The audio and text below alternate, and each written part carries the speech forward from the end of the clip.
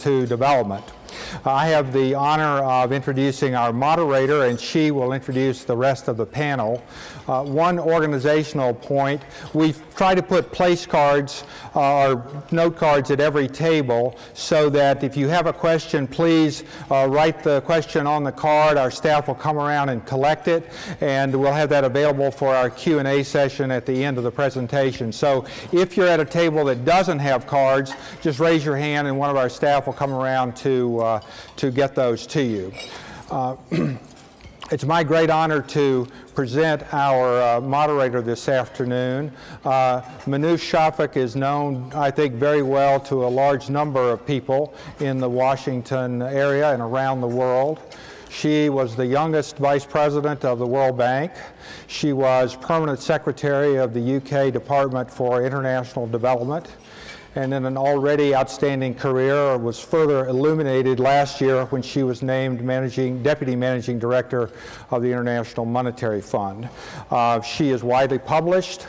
She is an authority in emerging markets, international development and finance, in academia.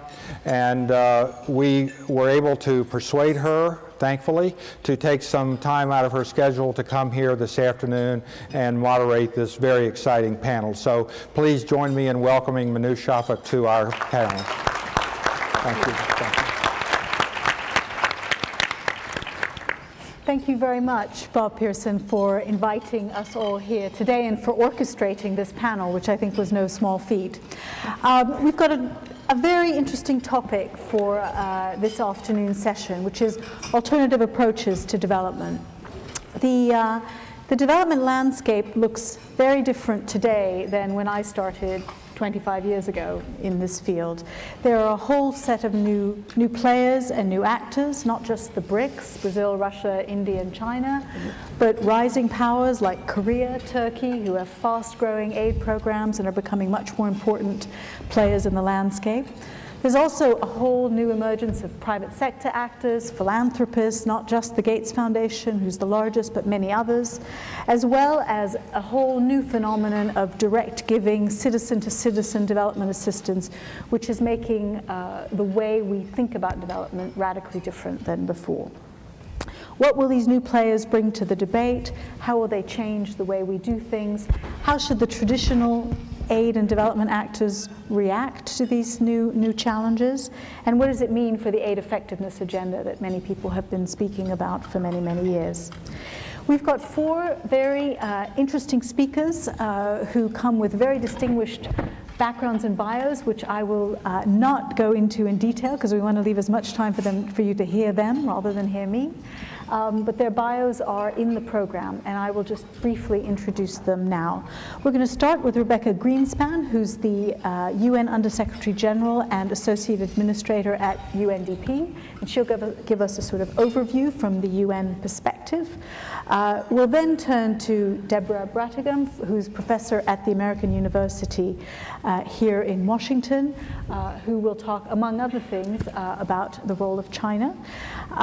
We'll then turn to Patty Gray, who's lecturer in the Department of Anthropology at National University of Ireland, who is an expert on Russia. And then we will turn to Darren Purdy, who's the Deputy Managing Director of GRM International, who hails from Australia. So we will circumnavigate the globe in many different ways over the course of this plenary. Each speaker will go for 10 minutes. I will then try and extract some themes and ask some questions to the panelists, and then we'll open it up to your questions, which will come in writing, I hope. So let's start with Rebecca. Over to you. How does this new development landscape look like from the UN? Thank you very much, and I'm really happy to be here and with this wonderful panel. Let me start a little bit with the challenges that we see ahead, and because Rio is just across, around the corner, let me start by saying that in terms of the thematic challenges and developments ahead, I think that it's very important to consider three processes that are interlinked, but it's not clear how they will end up together. One of them is the MDG agenda, the Millennium Development Goals agenda. We have still 3 years to go towards 2015. It is very dangerous that we will just lose this time because we are already starting to talk about the Sustainable Development Goals, the post-2015 agenda, and now that the countries feel this ownership about the MDGs, and there is speed and commitment from the countries from the developing world, it is very dangerous to lose the traction that the MDGs have because we are already focusing on the other developments in the world. So first, we need to keep our eye on the MDGs. The second is the Sustainable Development Agenda, what is going to happen in Rio Plus 20. It is very important to keep Rio Plus 20 a sustainable development conference.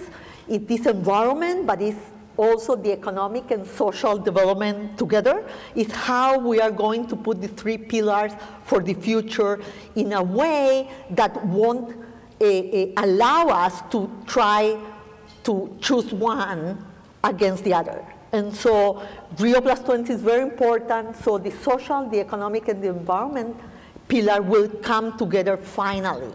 You know that the negotiations are very difficult, and there is some agreement on some issues, but most of the paragraphs have not been negotiated yet. So we will see a very intensive, high-level negotiation process in Rio itself.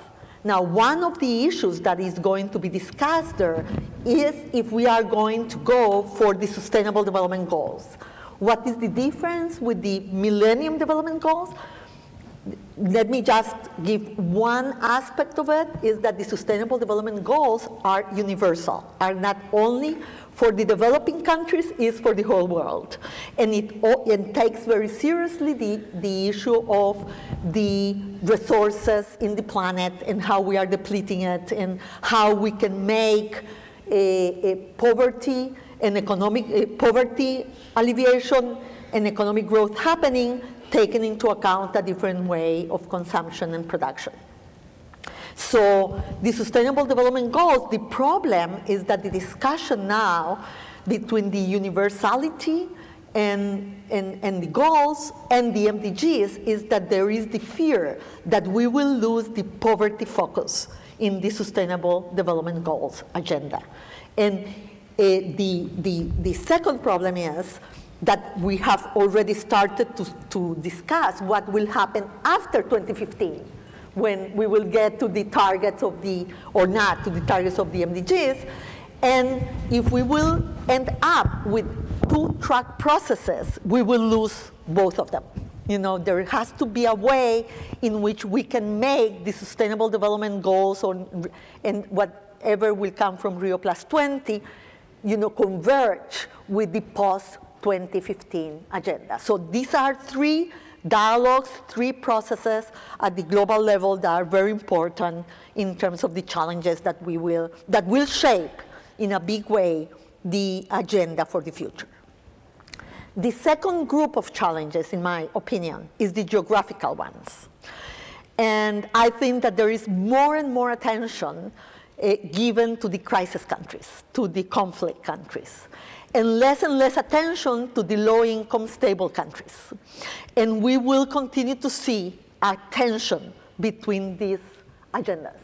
It's very important, the crisis and post-conflict agenda, but the low-income countries that are stable are getting increasingly under pressure and more on the verge of crisis, being climate crisis because of natural disaster, being food crisis, or being instability because less and less attention also is being given to them. So the geographical focus and how we are going to handle this set of challenges is very important. And in this agenda, prevention and resilience are going to be very important to bring into the table. The third, you already talked about that, Manoj, is the actors. You know, there is a different set of actors, in the world, also the ones that we knew are having different roles. You know, more and more civil society is not an implementing, but a shaper of the agenda, and that's a very important development, and I think that very serious and important one. More and more, the private sector is not only for financing, but it is also a source of innovation and also a discussion in the table of the agenda. And corporate is the enhancement of the social corporate responsibility agenda is taking a whole new phase, and I think that that's very important. And as you said, the global south, you know, the emerging countries, the new south, that is more and more also a source of policy options and have broadened the development options agenda, policy options agenda. And finally, because I know that it's impossible not to talk about the crisis, but I will have only one line at the end, because I'm sure in the exchange we will talk about it. Before going there, I want to talk about the fourth area of challenges, that is not the what, but the how. And in the how, what I mean is that in the development agenda and discussion, the knowledge exchange, the capacity development, and the democratic governance agenda, you know, how we do things, not only what we do. The issue of participation, transparency, inclusiveness will feature very strongly in, or I hope will feature very strongly in what we will see in the future. So, final point, because I already seen my 3, 2, 1 minute. Let me say something about the crisis and the financial crisis. I won't talk about, you know, this is a multiple crisis. It's not only the financial crisis. It's not only that it is taking longer, especially in Europe. It's the climate change crisis and the food security crisis together with it. But I want to focus in this setting about how this is also shaping the development debate. And because of the restriction of the resources, we are putting more and more attention on the results. And I think that that's a good development. My only call is for the results agenda to take into account precisely what I said before. We can go only for the quick wins, we can go to the short term, and then we will lose the development agenda itself, the real possibility of transforming the world in a sustainable manner.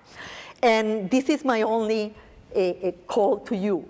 We need to go for the results. We need to go for what really happens to people and how we can transform their lives. That's what the development agenda is for, and we have to be able to focus on that. But the truth is that sometimes when we don't do it in the right way, we can go only for the short term, losing the long term, and we can commit or go for the mistakes that we have done in the past. So my plea is, you know, let's go to Rio +20, let's finish the agenda of the MDGs, and let's try to take into account the way we do things and not only what we do on the field with the new actors that are coming very strongly into play. So thank you very much. Okay, thank you.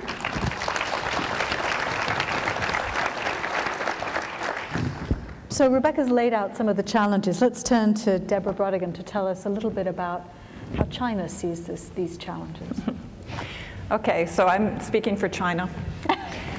I work on China and Africa. It's something I first started to work on in 1983, so it's something I have a little bit of a background in working and writing and doing research about. And earlier today, I was speaking with someone about the degree of polarization that one finds here in Washington, where you have an issue and you have two sides of that issue, and those sides are so opposed, and each one believes the worst about the other. And it's as though almost everything the other side is doing is negative in the light of the side that's looking at them. And of course, I'm speaking about the Republicans and the Democrats. So actually, that was supposed to be a joke. So about China and Africa, and maybe you didn't laugh because you all believe in the conventional wisdom that when you look at China's engagement there, it's pretty much all negative. And I'm here to tell you, a slightly different story about that. And I think when we view China and how China looks at development, we see this often sitting here in Washington as an alarming thing and a threat. And it reminds me of earlier periods of our history looking at foreign powers, and it's Japan and Russia, or the Soviet Union, that really come to mind. And China combines two of those things. It combines the economic success that Japan used to have back in the 70s and 80s, which really alarmed us, and the Communist Party and communism, which is what the Soviet Union had, and a growing military might, which also alarmed us. So you have both of those together in one party, one country. And that country is engaging very rapidly and expanding around the world. And the Chinese do think differently than we think about development. So let me tell you a story that actually I'll tell you who this story is about right from the beginning. It's about Japan and China. And it really goes in, I think, to show that this is not just a Chinese way of thinking, but a Japanese and an East Asian way of thinking. And this happened about 35 years ago when China was a poor, resource-rich country just emerging from the Cultural Revolution. So it was a conflict emerging country. And China decided to focus on development. And soon they had a visit from a wealthy Asian country, which happened to be Japan. And Japan said to them, you obviously need technologies, and the Chinese leader said yes, and they said, you need help in building your power plants and modernizing your infrastructure, and the Chinese said yes. And Japan said, we can help you. We'll give you a line of credit worth $10 billion, and you can use that to import technologies from us. And our companies can help you modernize your power plants and your ports. And you can repay us with your oil that we're already importing from you. And so the Chinese said, let's think about this. And it took them several years, but eventually they came to an agreement, and they went forward with this arrangement. And what Japan didn't do, I think, is striking. They didn't come to China and say, all right, you need to develop, but first you've got to democratize. First, you have to get governance right, and then we'll assist you. They didn't come to China and say, okay, this is communism. First, you have to get the market going, and then we'll work with you. So they just came to China as it was, and they said, we can work with you, and let's see where we can find areas of mutual benefit. So this is how China thinks as well. And frankly, it's how Japan thinks too. And there's much more, even today, that the two have in common, and other parts of East Asia as well. Now, the Chinese are different for a lot of reasons. They're different, first of all, because they have a different kind of foreign policy than we do. In their 5 core foreign policy principles, they enshrine this non-interference in the internal affairs of other countries. And clearly, in the United States, that is not one of our core foreign policy principles. We really believe that we need to interfere in the internal affairs of other countries, and sometimes militarily. And the Chinese are really against that. But another part of their foreign policy is interesting, and that is that of the core principles, one of them is that foreign policy and engagement should be about mutual benefit. So this idea that we have where it should be, aid should be about altruism, and we, out of our benevolence, give to you, that's really alien to their thinking. So it's much more like, how can we do something that benefits us and benefits you at the same time? So their thinking about development is also different than our thinking about development. We tend to have a recipe. We tend to know how poor countries should develop, but our recipe keeps changing. I've been in this field for quite a while, but I remember we were studying about the 60s and the 70s, how it was infrastructure, then it was the Green Revolution, then in the 80s it was structural adjustment, in the 90s it was governance, in the last decade the Millennium Development Goals, and something is no doubt around the corner for the new recipe about how development should happen. And the Chinese don't have a recipe. For them, it's pretty basic. You get agriculture right, you move into manufacturing, you have infrastructure, and development happens. So that's why our prescriptions are different. We come into countries and we say, okay, you've got to have policy right, you've got to have governance right, and then development will happen and we'll give you aid if you do that. And the Chinese say, well, you need infrastructure, you need investment, and that's where we can play a role. We think conditionality is a really important part of how we can engage in other countries. The Chinese just don't go down that road at all. So they are not into conditionality.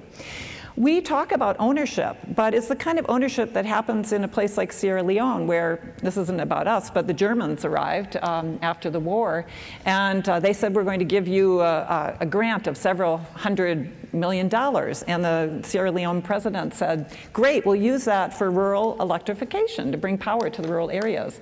And later on, they get a message from GTZ saying, we're going to use that money for our human security program. So ownership, we talk a lot about it, but we don't actually put it into practice very much. And the Chinese do, which means that they will make a lot of mistakes, like building a hospital in a remote rural area because an African president said, I want one in my hometown. So they go down that road, as opposed to us. Now, there is a lot about what the Chinese do that shock us. There's a lot about what we do that shocks them. Let me give you 2 examples. Out of their foreign aid budget, they can pay for a presidential residence for the president of Sudan in Khartoum. Now, we find that shocking, I think quite rightly, but they have done that out of their aid budget. Now, they find it quite shocking that we use our aid budget to pay for people to fly business class, or not USAID, but the World Bank. I just was in Kenya. And I know this, and to stay in 5-star hotels and to have a rich overseas lifestyle, richer than they could have at home. And they find that shocking because their people stay in very simple accommodations. So I have 3 minutes left. So there is this difference of thinking, and this difference is one that you find across Asia. I was in Beijing recently, and I was actually brought there by JICA, the Japanese aid agency. And they wanted me to, they sponsored my visit to Beijing to talk about foreign aid with Chinese hosts. And we were sitting at a table, and they took me out to dinner, and there was someone there from the Chinese foreign aid department at the Ministry of Commerce.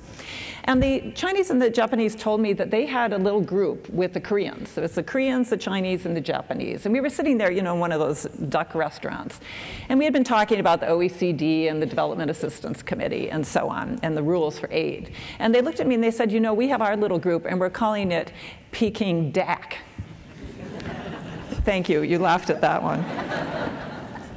So it's a different way of thinking. As I was thinking what I was going to say today, I sketched out 10 points of an East Asian consensus, and I don't have enough time to go through them all, but let me just touch on a few that are different than the way we think about it. There's the non-interference and the lack of conditionality. That's consistent across East Asia in general. There's a focus on aid as mutual benefit, so they don't see anything wrong with tied aid. There's a focus on infrastructure as a foundation. There's macroeconomic stability, but without going down the path of austerity. So this is an East Asian thing we've seen since 1997. There's the idea that economic development comes first and better governance evolves out of that. There's the merit organized bureaucracies where you perform and then you get promoted. There's the idea of land reform, and across East Asia, their agricultural foundation was underpinned by land reform.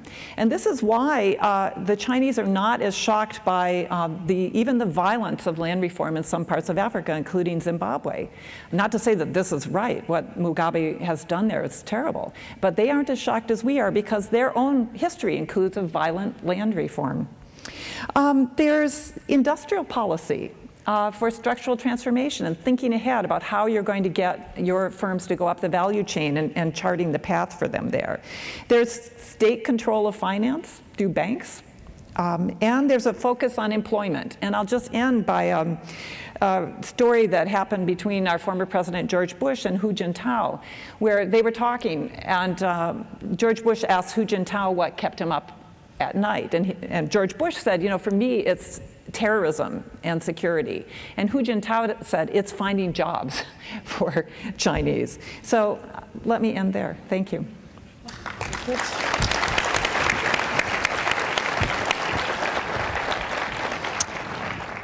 Okay, so let's go further around the planet and turn to Patty Gray, who will talk to us about how Russia sees the development world. Okay, right, thanks. Right, well, in the wake of Busan, the field of players in development is officially more inclusive. South-South cooperation has been embraced.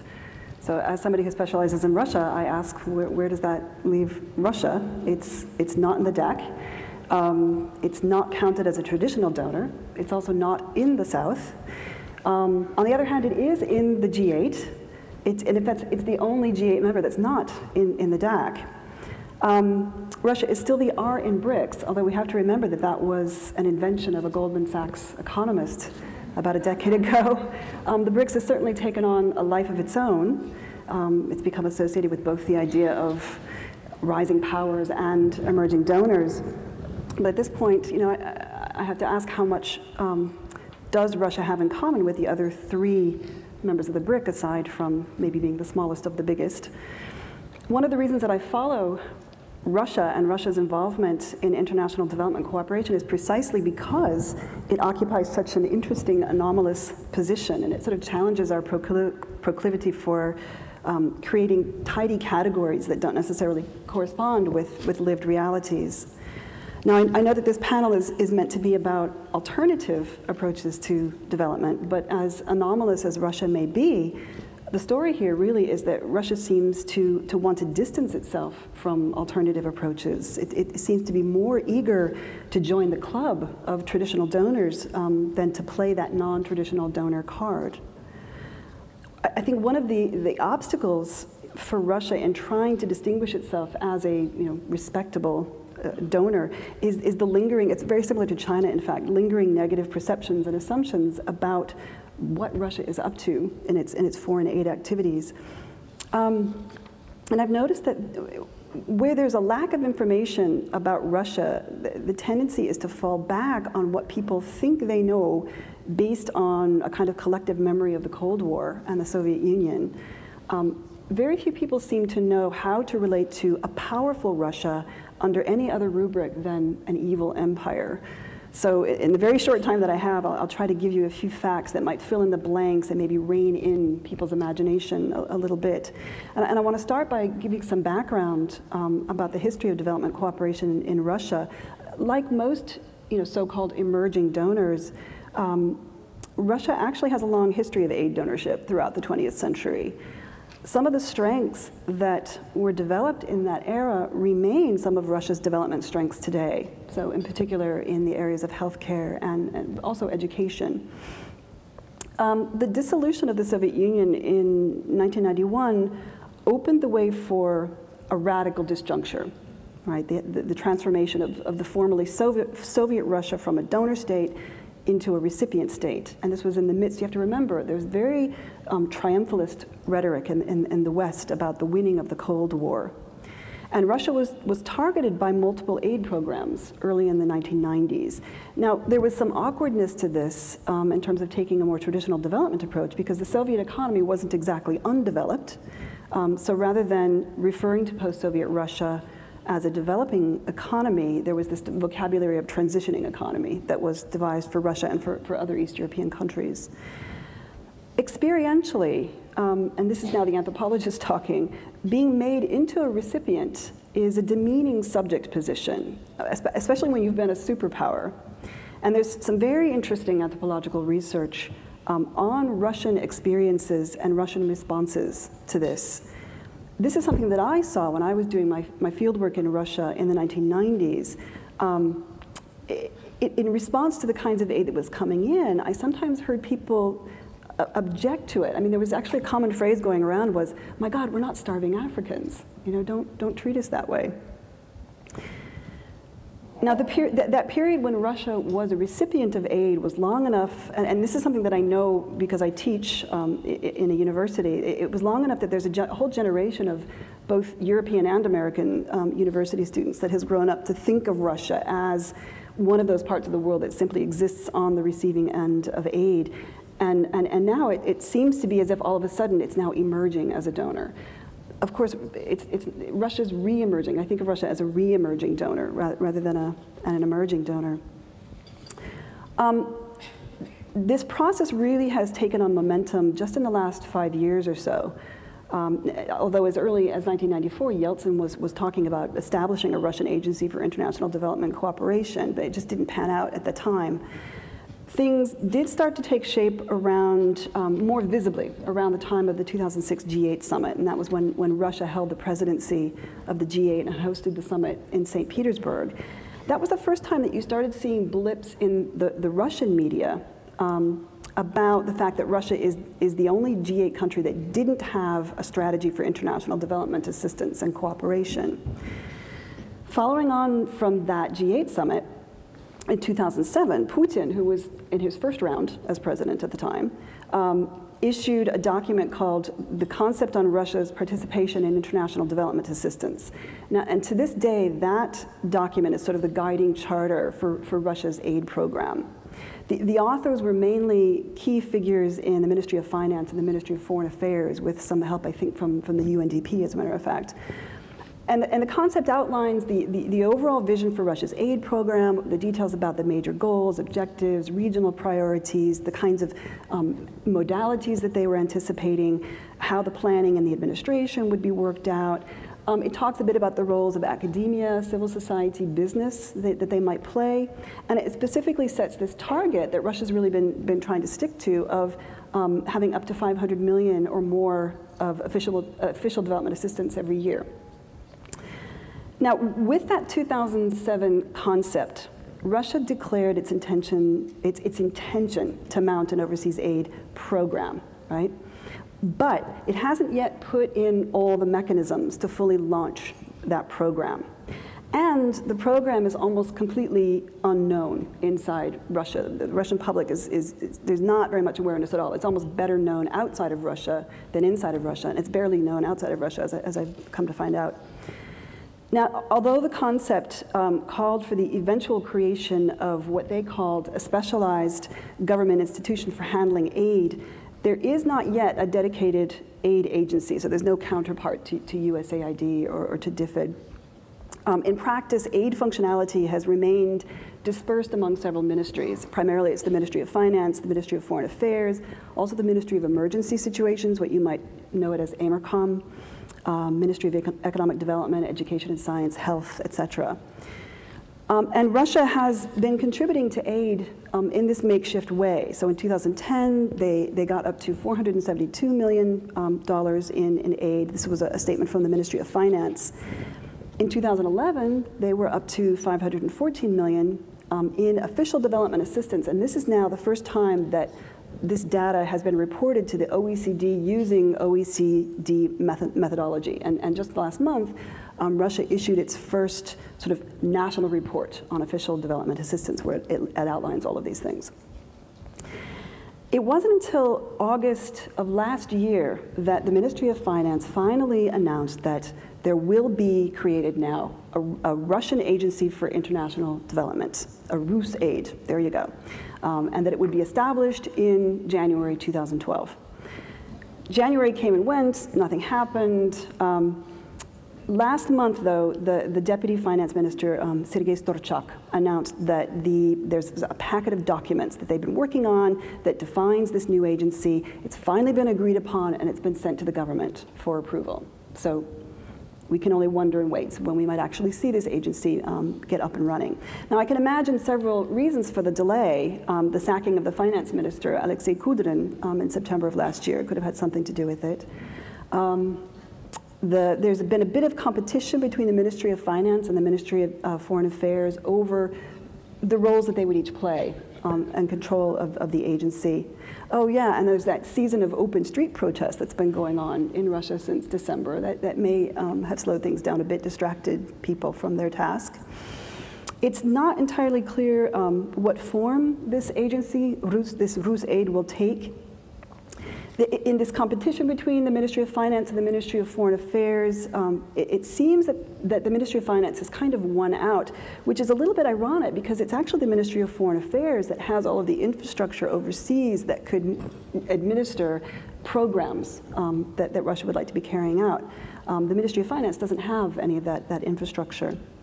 Let me just wrap this up by talking a little bit about accountability and transparency issues.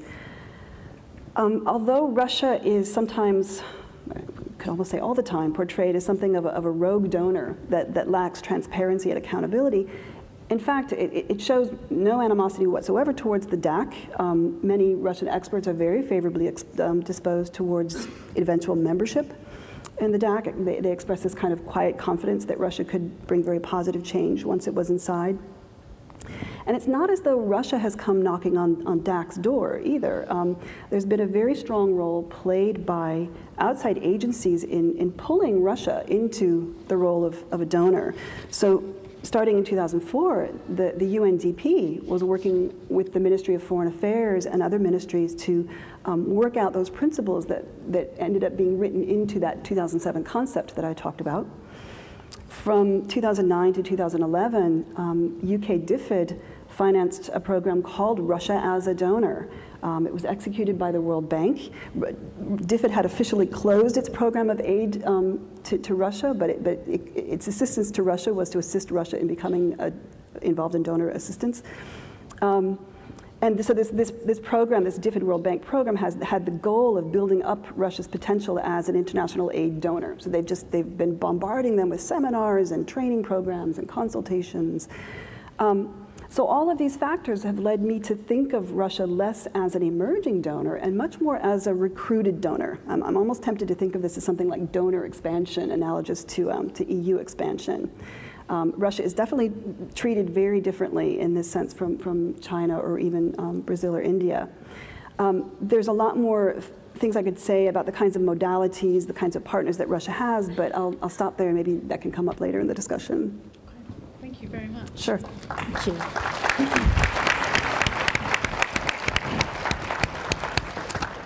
Let's turn to Darren Purdy for an Australian view of the world. Thanks very much, Manoush. In talking about the Australian aid program, you'll see that it is quite traditional, but there are a couple of little specific nuances, I think, that reflect the program. To gain some insight into Australian approaches to international development, one simply needs to look at a map. We are literally almost surrounded by developing country nations. Of our 24 nearest neighbours, 22 are developing countries with widespread poverty issues. Papua New Guinea is 2 kilometres away from the northernmost part of Australia. In that particular area, the protected zone of the Torres Strait, traditional people from both countries are allowed to move freely without passports and visas for traditional activities. So much so that the people of the southern coastal region of the Western Province and PNG prefer to trade in Australian dollars because their closest shop is in Australia. Timor-Leste, it's a bit over an hour's flight from Darwin. The rest of the Pacific, it's about 3 hours away. The attributes of our neighbours provide another perspective on Australian approaches to aid. Most of our developing country partners are extraordinarily rich in natural treasures and natural resources. Yet their human development indicators are some of the lowest around. In PNG, the LNG project is the single largest private sector investment ever undertaken in that country. It's about $10 billion US. It'll double its GDP in the next few years. Taxation revenue to Timor-Leste from oil and gas projects in the joint petroleum development area in the Timor Sea will bring in billions, is expected to be billions. So as you can imagine, a lot of Australian business is done in and with our developing country partners. Well-known tourist and natural treasures abound in our region. Bali in Indonesia, it's almost a rite of passage for young Australian adults. The Mekong region is an increasingly very popular tourist destination. Idyllic tropical island paradises abound. No, I'm not paid by Australian tourism, or Pacific tourism, but I haven't found better diving anywhere than PNG and the Solomon Islands. So where most of the Australian aid program is spent is where we also holiday. So one can see why as Australians and the Australian government, why we're so interested and concerned about welfare and stability in our region. So looking at those fundamental elements, obviously, of helping people in need, but proximity of our developing country nations and the strong economic and social interactions between us, perhaps explain why the Australian aid program enjoys very strong bipartisan support in Australia. Politics generally allows for a very positive and robust shaping of the development agenda, and usually enables the aid program to remain true to its inherent objectives, and it does remain free of any strong ideological differences. And perhaps, as most of you know, the Australian government has and remains committed to increasing its aid program to 0.5 GNI. So that's a doubling, or it will be a doubling of the aid program by the time they reach that target. It'll be about $8 billion or so, depending on Australia's economic activity at the time. So that was confirmed in the last budget for the 2013 fiscal year, but the target when they want to reach that target has been pushed out by a year as Australia deals with domestic economic issues like anywhere else. Policies for the Australian program have actually been made clear in a recently released AusAid document called the Comprehensive Aid Policy Framework 2015-16. This will guide the future increases to the aid budget and provides a roadmap to where and how Australian aid will be spent. So you can get that online, it's easily accessible. But what's interesting about it, it's a 4-year fully budgeted program. So it obviously gives an indication of the Australian government's commitment to aid, and definitely makes it clear where it's going. This framework does affirm a couple of principles that have underpinned the program for a long time, I think, and will continue to do so. Fundamental purpose, of course, is to alleviate poverty, but it's how this will be done that really gives further insight into Australian approaches to international development. Firstly, it'll be done to serve Australia's national interest. So I guess it does reflect in terms of what happens in Asia as well. The Australian government's always been upfront about it, and in fact it's in AusAid's mission statement. Secondly, to serve national interest by promoting stability and prosperity, particularly in our region. So the key aspects of proximity to Australia, our security interests, trade interests and community interests are the key criteria that will continue to define the Australian aid program. Secondly, efforts will be focused where we can best make a difference, focusing on what it is that we do best and finding the right places to do it. And the third component is to try and be smart as to how we use our limited resources by leveraging off the scale and effectiveness of current programs. So let's have a look at what this might look like moving into the future over the next few years, and what will define it is it's all about results. So rather than a reducing budget driving the agenda for results, it's an increasing budget. There's a 3-tiered results framework, which you can look at the document. The first tier looking at the MDGs, are certainly committed to that. The second around the contribution of Australian aid specifically, with 5 strategic goals covering saving lives, promoting opportunities for all, sustainable economic development, effective governance and humanitarian and disaster preparedness and response. The third results areas around their operational and organisational effectiveness. The Australian aid program is generally been aligned around country and regional programs. So 75% will go to the Asia Pacific region, with Indonesia and PNG continuing to be the largest recipients. Within AusAid, aid expenditure is within country programs is informed by country program strategies. That's how they set up their program, and that's how they run it, as opposed to specific sectoral targets. So those strategies are based on an analysis of what's happening in the country and done in extensive consultation with the country partners, rather than working to specific sectoral targets. So it's more about what's the problem here, what can we do to help resolve that problem, and what's the best solution for this problem in this country, rather than taking a generic approach. Very quickly, there'll be consolidation going forward. There'll be fewer and larger programs within AusAid. Global programs will increase as a result, so increased flows to multilaterals and NGOs.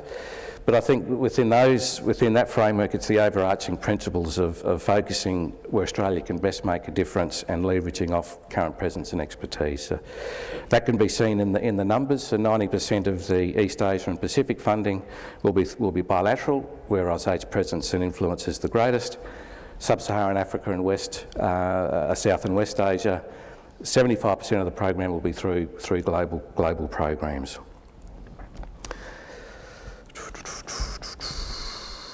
Also in AusAid's toolbox, the proportion of aid delivered through partner country systems will be increased, and also engagement and working through the private sector will be increased. But what I think is clear, but these or any approaches won't be pursued at the expense of results. and I think this will definitely define the program going forward. So the core of programming and modality selection will be strong commitment to effectiveness and delivering real and measurable results. Traditionally in Australia, the Australian public doesn't really know much about development. They never really cared about it. But as the aid budget is increasing, it's getting more exposure, and there's certainly more of a demand for results, and commensurately, of course, more of a demand from the politicians, government of the day. So value for money, transparency and risk management, if you're wanting to work with AusAid, that's what they want to hear. This ethos will extend to all partners, not just contractors, which is great to see. So in concluding, what this will mean practically in terms of a clear intention from the program is that underperforming aid activities will be stopped, regardless of what the implementing mechanism is or who the implementing partner is.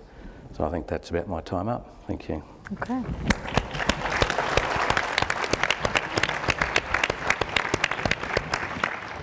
Okay, I've got some questions here, and I'm going to start off with an open-ended question. I'm a finance minister in a low-income country. What would your advice be to me now that I face this completely different and much larger set of actors, partners who I can work with, who have very different philosophies about development?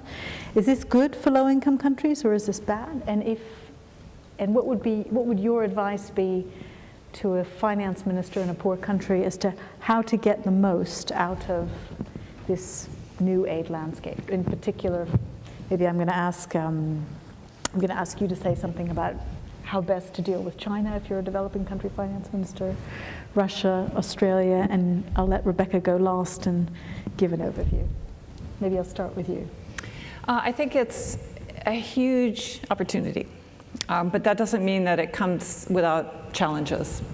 So I would say to the finance minister, it depends on what kind of country it is and what kind of asset base they have.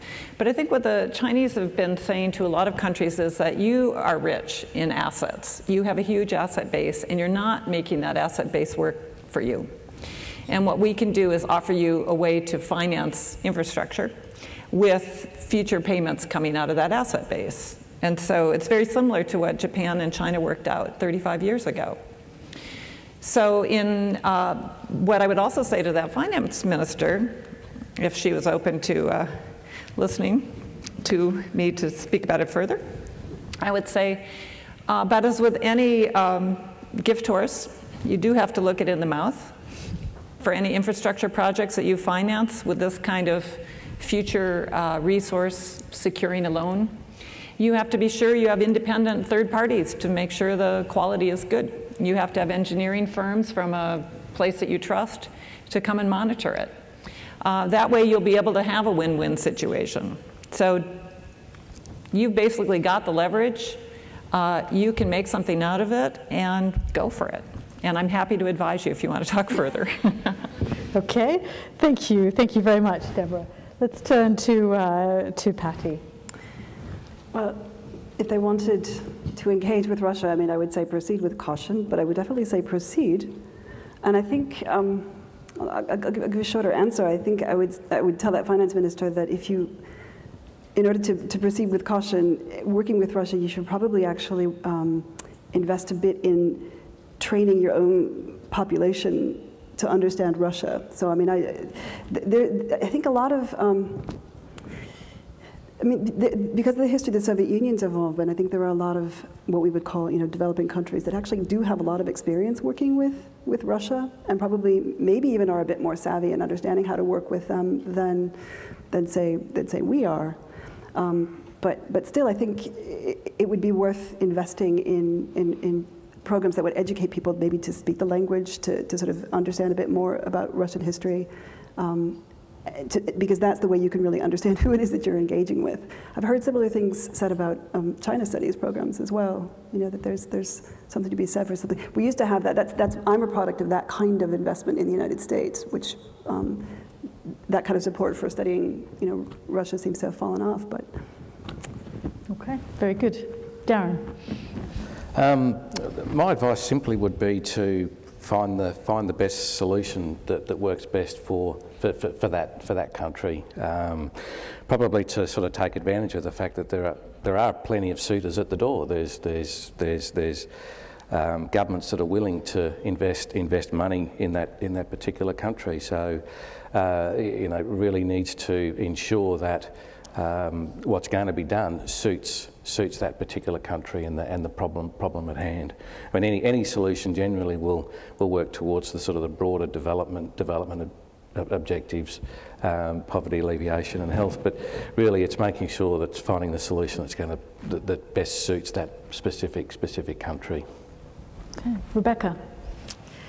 Well, you know, I come from UNDP, so human development is my thing. And I will tell the finance minister, invest in your people. And that will be the best way to really grow and be sustainable. And I will tell him, you know, allocate the resources that you have in health and education. That will be my first. Even if you will contemplate infrastructure for economic development, don't go only for the big projects. Go also for the small projects that will give access to people for water and electricity. And you will have the same amount of investment of the big ones, but you will give access of the basic needs to the people of your country. And I will tell him, strengthen institutions and start by your own institutions. Start by the Ministry of Finance so you can build credibility and capacity. And then you can attract the flows of aid or loans that are necessary to make good use of them. And I will tell him, don't get too attached to your post, because democratic governance means that you have to rotate. That will be what I will say. Very good. Okay, let me turn to some of the questions from the audience. I've got two related questions which I'll ask any of the panelists to respond to. One is the UN confident that it can maintain momentum for international development in a time of austerity in the North? So I think that's one's for you, Rebecca. And then, do you see a real risk of failure as the West cuts back on aid and the emerging donors are not ready to take the lead? So I'll start with you, Rebecca, and then maybe I'll just attach this. Well, let's start with those two. I'll start with Rebecca, and then see if the others want to talk about the emerging donors. If we can maintain momentum in this moment of austerity. Yeah, let me say the following.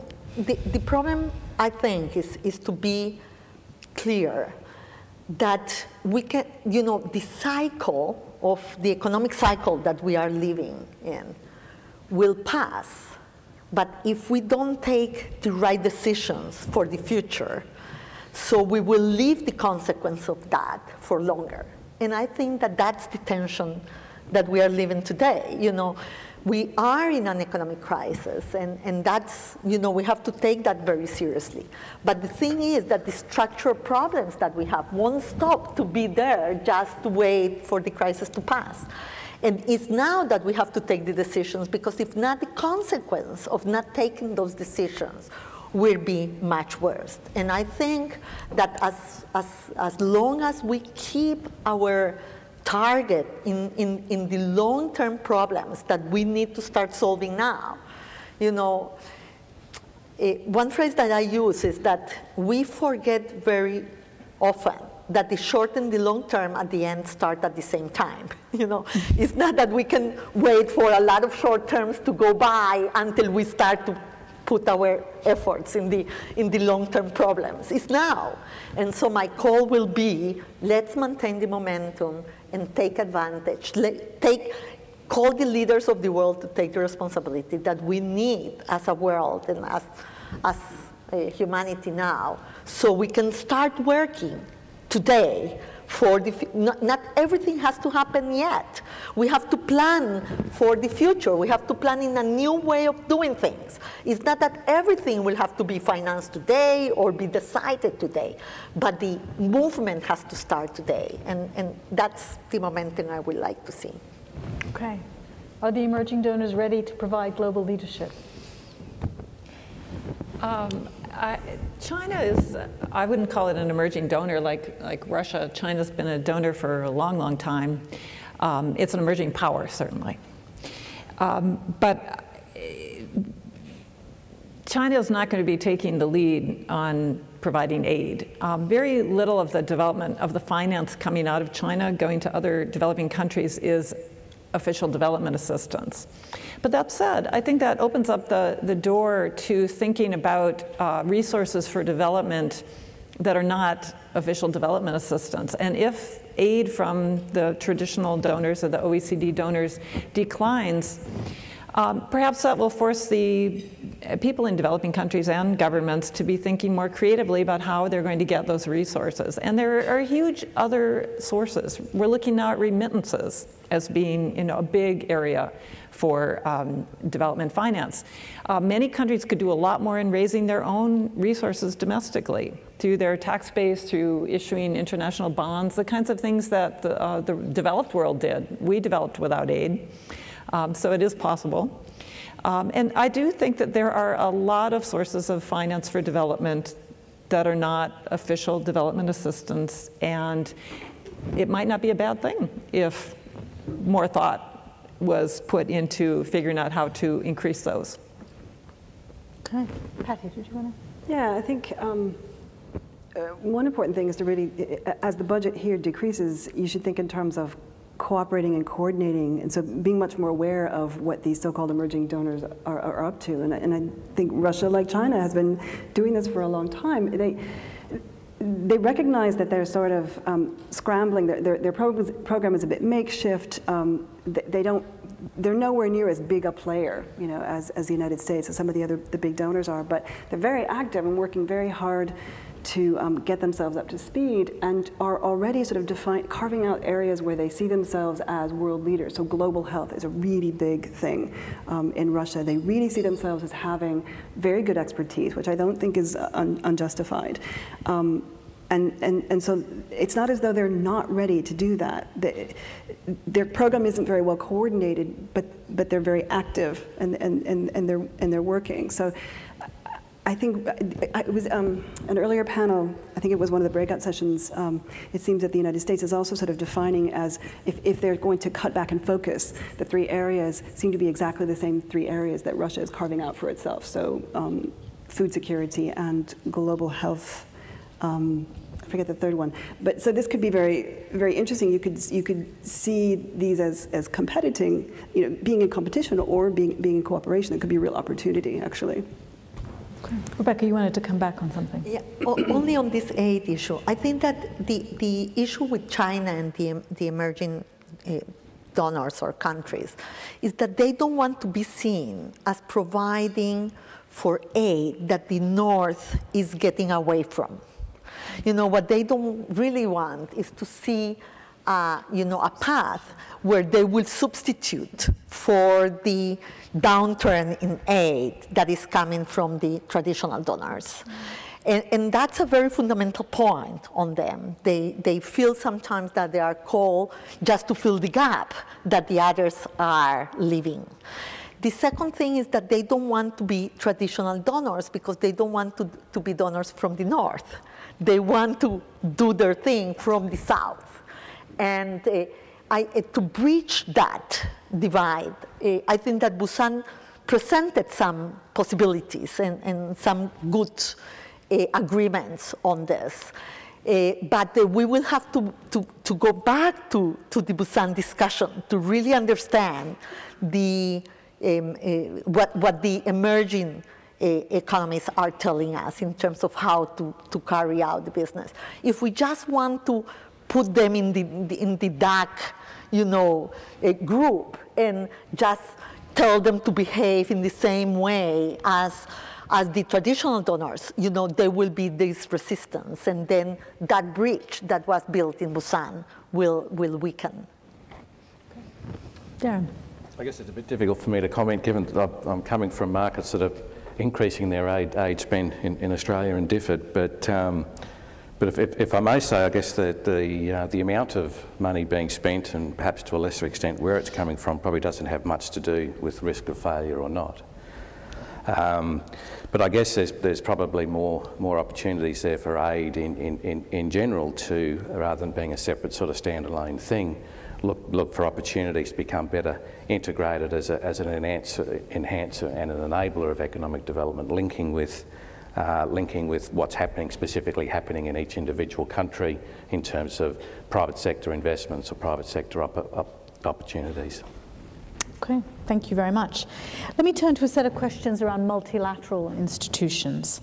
One question from the floor. Bilateral aid is often heavily politicized. So shouldn't the development community push for more resources for multilateral agencies? And the second one, can you talk a little about impact investment and whether you see this as a useful model for financial institutions like the multilateral development banks? Who would like to tackle those? Do you want to have a go? Let me just address the multilateral. We generally have this stylized picture of bilaterals being more political and multilaterals being less political, but I was struck recently by, I was up in New York at UNDP on Friday, and one of the things that came out of our discussions up there was the bilateralism in the multilateralism. And so what you find is a growing trend of bilateral donors having trust funds in the multilaterals, and then they still maintain control over their bilateral resources because it is ring-fenced and it has certain restrictions, and so it still becomes a bilateralism within the multilateral framework. And according to the person who was talking about this seems to be a growing phenomenon. So I wonder if those two pictures are even accurate anymore, of saying that the multilaterals are non-political. Not to mention, of course, the role of the multilaterals being particularly not the United Nations, but the international financial institutions are weighted, the power within them is weighted by the size of the subscriptions and the membership. And so that means that they do tend to become political, and it's weighted on the size of their biggest members. So those membership shares have been changing, but they haven't been changing fast enough for the partners, the emerging economies that would like to have a bigger role.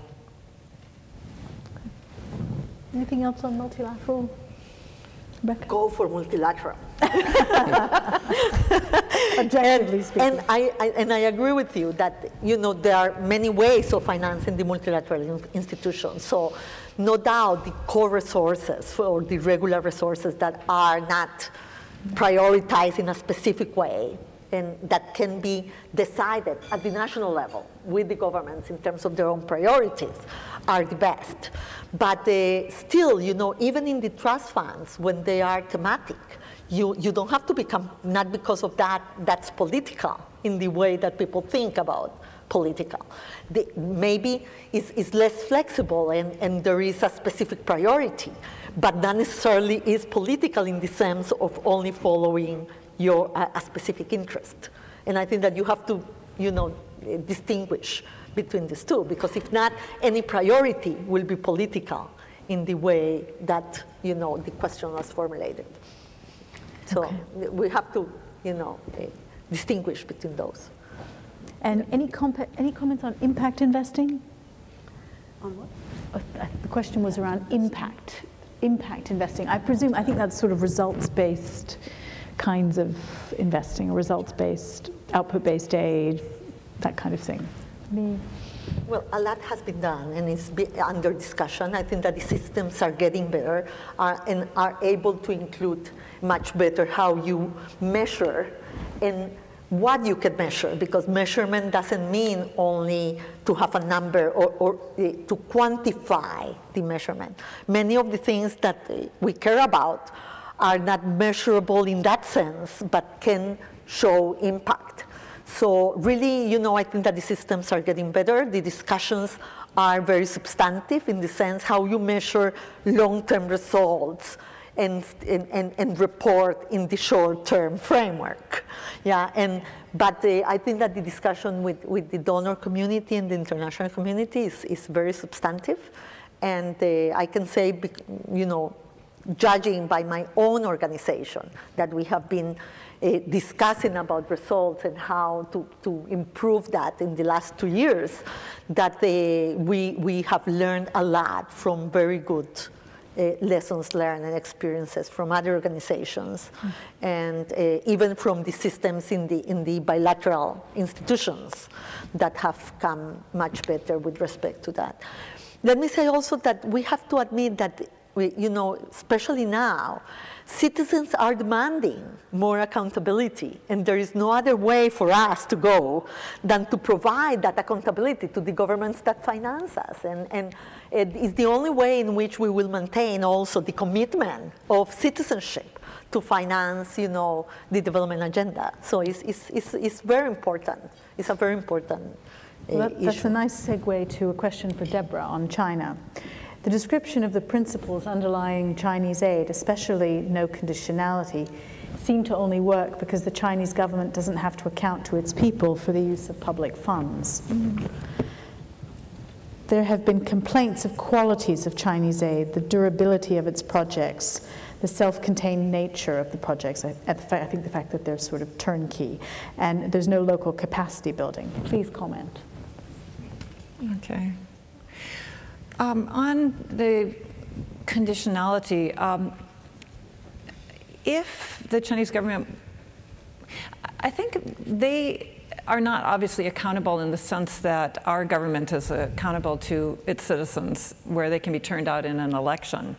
But there is an accountability in that people, citizenry who know about China's foreign aid program do express their opinions about, particularly in the blogosphere. So there's a very active discussion about the aid program and whether or not China should be using aid. And I think, I'm not sure that having conditionality on it, that the domestic response would be more positive. They're, in general, not educated about aid and about development, and they don't like, most of it, the discussion is negative. They don't like the idea that China has an aid program at all, because they say that, we have hundreds of millions of poor people here at home. What on earth are we doing giving any aid at all to any other part of the world?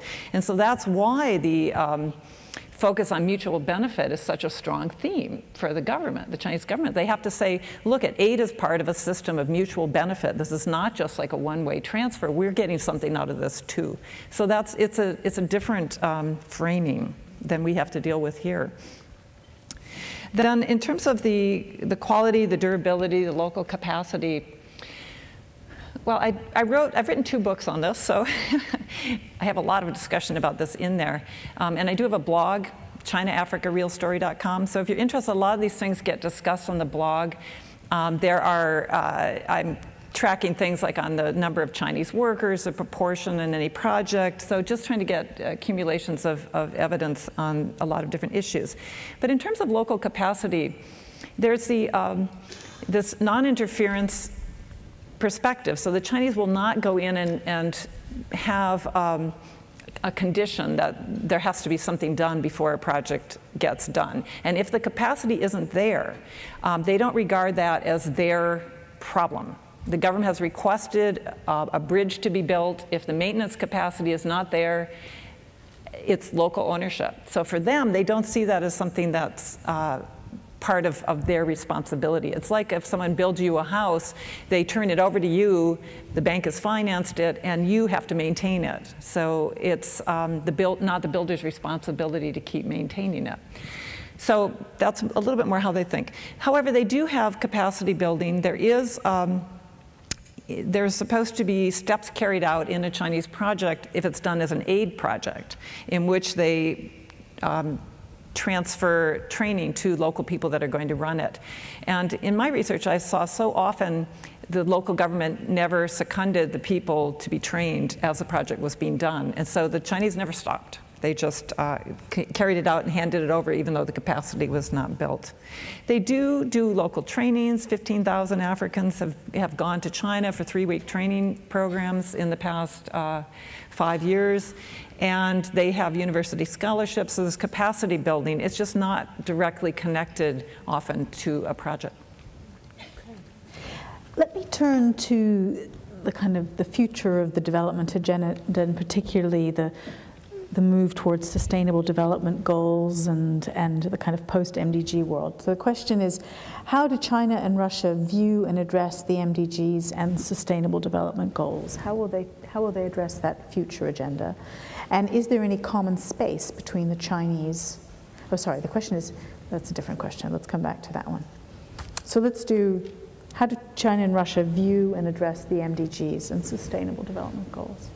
Yes, well, I mean, I can speak to that, just that Russia is very proactive in the MDGs around health and see themselves very much as a leader in infectious diseases, HIV/AIDS programs. And it's funny because sometimes when I talk about this, I have a colleague who really works on HIV/AIDS programs, and for him, when you talk about Russia, it's about developing Russia for its own, fighting the disease in Russia, but Russia's actually very active in fighting the diseases in parts of Africa, other parts of in Central Asia as well. It's very, very important sort of development partners for Russia. So I think this is what I mean about, Russia is not really trying to be a non-traditional donor or an alternative. It's trying very much to be right in the game with what everybody else is doing and to take a leadership role.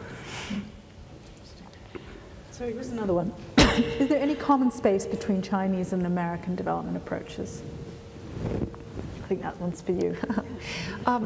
Let me say that just about the Millennium Development Goals and the SDGs, these are a part of a UN consensus, and the Chinese are really very much in favor of UN initiatives because they are on the Security Council, they feel comfortable, they fought for 20-odd years to actually become a member of the United Nations, so they really have a strong feeling of they like the UN. So any of these things, the Chinese are stepping up.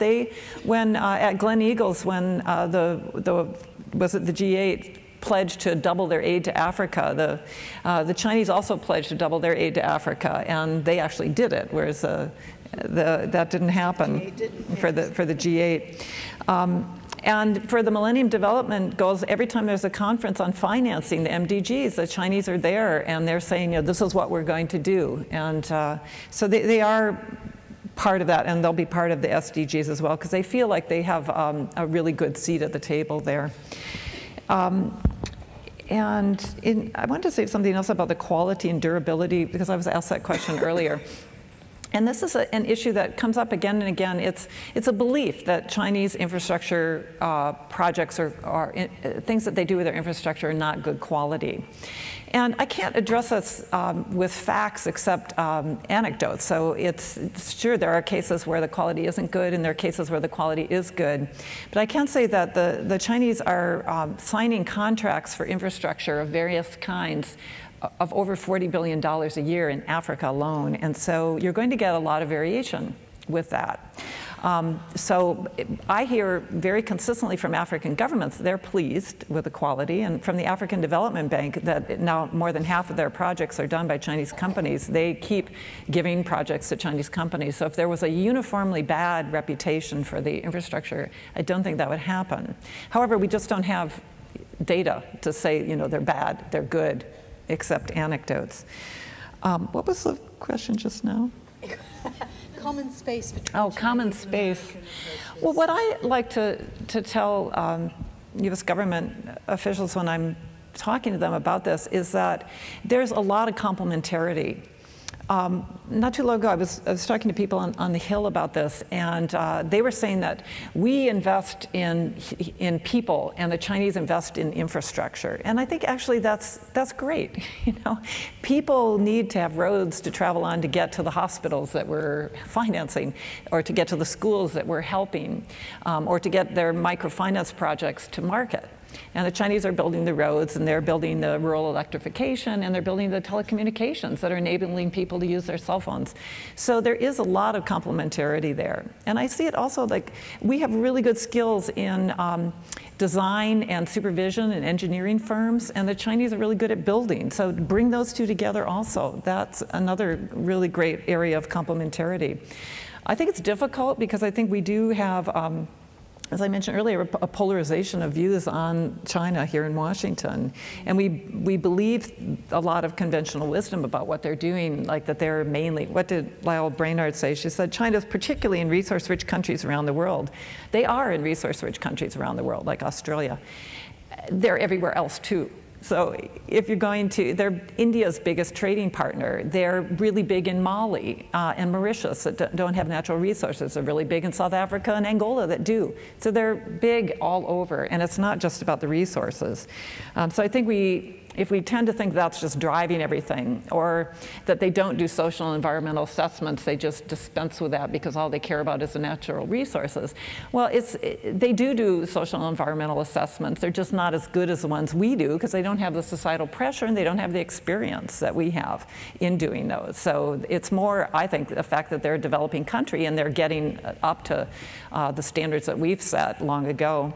Than that they just dispense with it because it's a natural resource-rich country. So I think we have these stylized facts about how the Chinese are and how they engage, and that doesn't help in trying to do something complementary with them.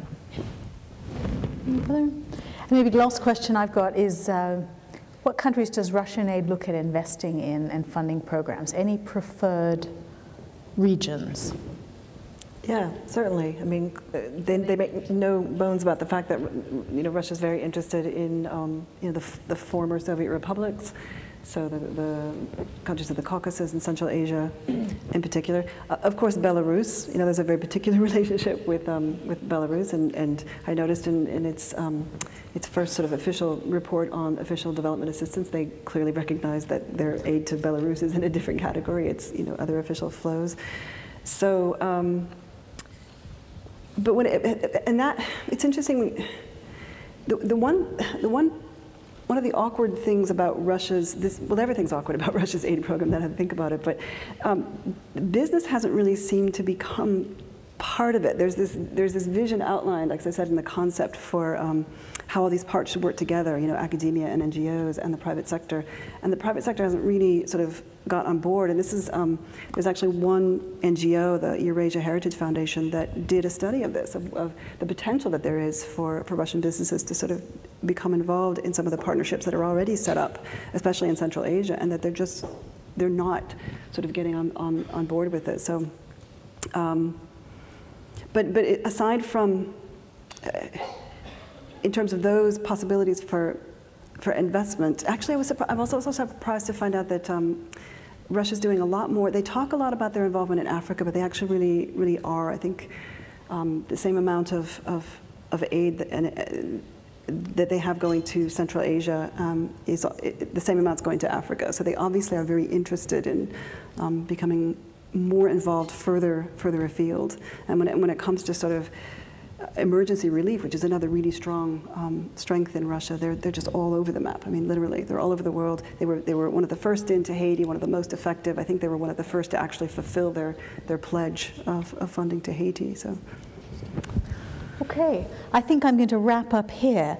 I won't try and sum up all that interesting discussion, but let me just close by saying I think it's clear that these new players will change the aid landscape forever.